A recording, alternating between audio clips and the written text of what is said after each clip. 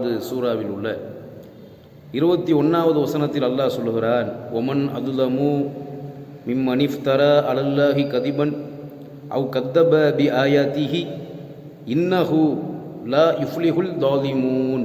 அல்லாஹ் சொல்லுகிறான், அல்லாஹுவின் மீது பொய்யை கற்பனை செய்கிறவனை விட அல்லது அவனுடைய வசனங்களை பொய்யாக்குகிறவனை விட அநியாயக்காரன் யார்? நிச்சயமாக அநியாயக்காரர்கள் வெற்றி பெறவே மாட்டார்கள் என்று அல்லாஹ் குர்ஆனில் சொல்லுகிறான். அப்போ அல்லாஹ்வின் மீது எந்த மனிதன் பொய்யை கற்பனை செய்கிறானோ அல்லது அல்லாஹ்வுடைய வேத வசனங்களாக இருக்கக்கூடிய அல்லாஹ்வுடைய வசனங்களான திருக்குர்ஆனுடைய ஆயத்துக்களை வேத வசனங்களை எந்த ஒரு மனிதன் பொய்யாக்குகிறானோ அவன் அநியாயக்காரன் என்றும் அவனை விட அநியாயக்காரன் யார் என்றும் அந்த அநியாயக்காரர்கள் நிச்சயமாக வெற்றியடைய மாட்டார்கள் என்று அல்லாஹ் குர்ஆனில் சொல்லுகிறான். அப்போ வெற்றியடைய வேண்டும் இந்த உலகத்தில் மூமின்களாக வாழக்கூடிய நாம், அல்லாஹுவை ஈமான் கொண்ட நாம் அந்த ஈமானில் உறுதிமிக்க மக்களாக இருக்க வேண்டும். அல்லாஹுவின் மீது பொய்யை கற்பனை செய்யாத மக்களாக, அல்லாஹ்வுடைய நபியின் மீது பொய்யை இட்டுக்கட்டாத மக்களாக, அல்லாஹ்வுடைய வேத வசனமான அல் குர்ஆனுடைய வசனங்கள் ஆயத்துக்களை உண்மைப்படுத்தக்கூடிய மக்களாக அல் குர்ஆனுடைய வசனங்களை ஓதுகிற நாம அதை உண்மைப்படுத்த வேண்டும்.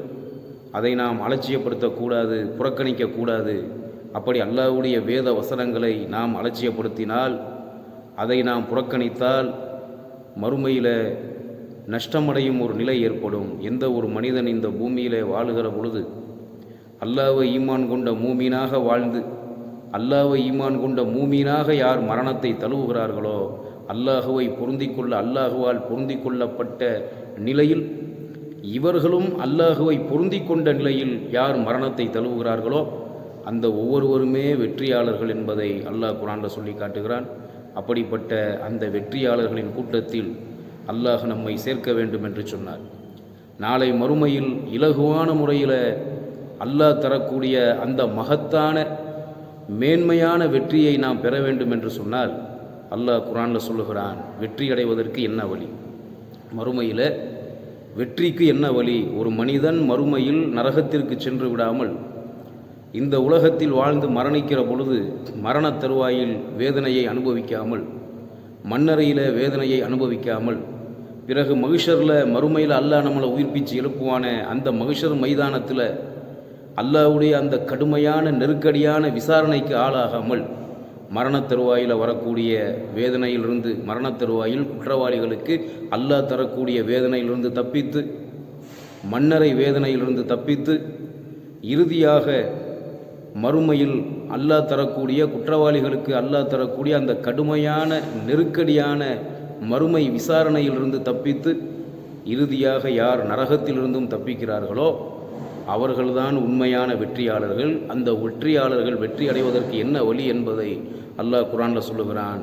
ஒமை யுத்தியில்லாஹ வ ரசூலஹு ஃபக்கத் ஃபாஸ ஃபௌஸன் அதீமா.